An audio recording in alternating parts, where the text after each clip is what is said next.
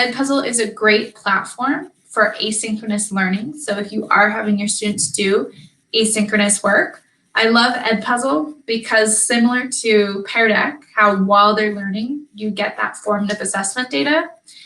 If you're doing a lecture or a lesson or a presentation over video, it's great to upload to EdPuzzle, add comprehension checks throughout, and then you can get, again, that formative assessment data to understand how well your students are understanding the content as they go.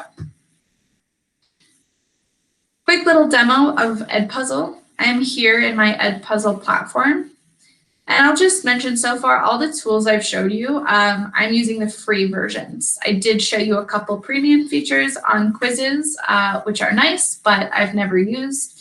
Same thing goes with EdPuzzle. I used the free version. I have not so far needed the premium version. So you should be accessible to everybody. As you can see, I have a couple of EdPuzzles already created that I've used. You could create content in a couple of different ways. Over on this left-hand side column, you'll see that there are popular channels for content.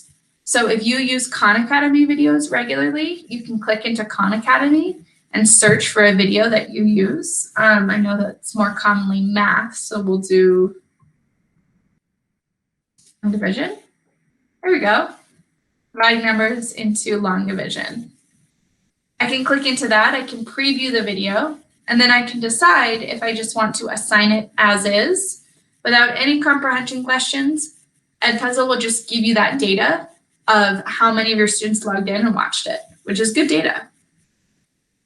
You can make a copy of it as it is. So if there were questions already attached, you could make a copy of that and add your own, or you could edit it as it is. So I'm going to go ahead and click edit. Now I have some great options here.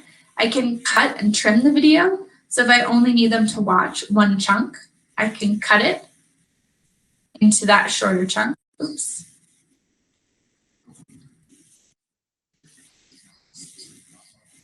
There we go. So we'll cut it like this. I can do a voiceover, which is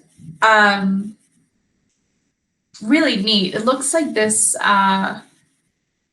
this video doesn't comply with voiceover, but the voiceover feature is really neat in concept to allow you to use graphics from somebody else, but still use your own personal teacher voice to do the explaining. So not all videos will be able to do voiceover with, but some you could. But the feature we're most usually using is this questions feature. At any point in the video, you can ask it to pause and ask a multiple choice or short answer question to your students. So I'll start at the very beginning. And then I'm going to ask a multiple choice question, like maybe, what are we learning? And I can say division,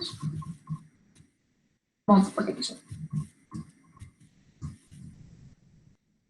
As you can see here, there's a check mark and an X next to each one, and that allows the program to auto-grade it for your students. So I can see here the correct answer is division, the incorrect answer is multiplication.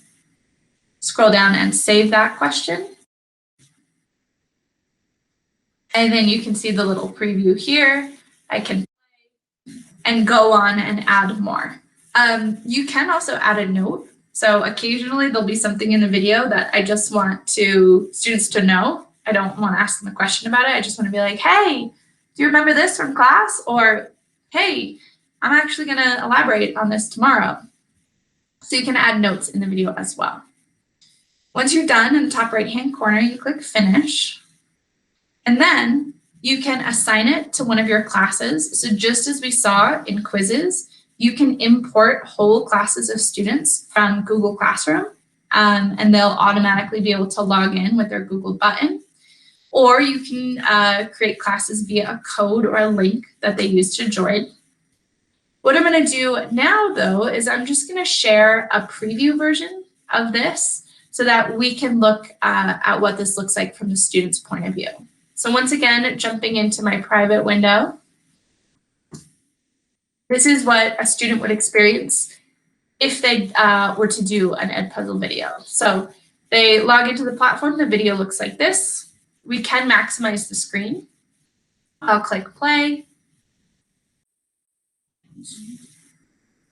And then obviously I wanted to do it at the beginning so we didn't waste too much time, but what are we learning here? The vision, submit, and there's that immediate feedback. So it's saying, yes, that was the correct question. Now I can continue. And so on and so forth till I reach the end. Just as we saw in some of the other platforms, you can customize it. So you can customize whether students are able to rewind or not, whether they're able to skip questions or not.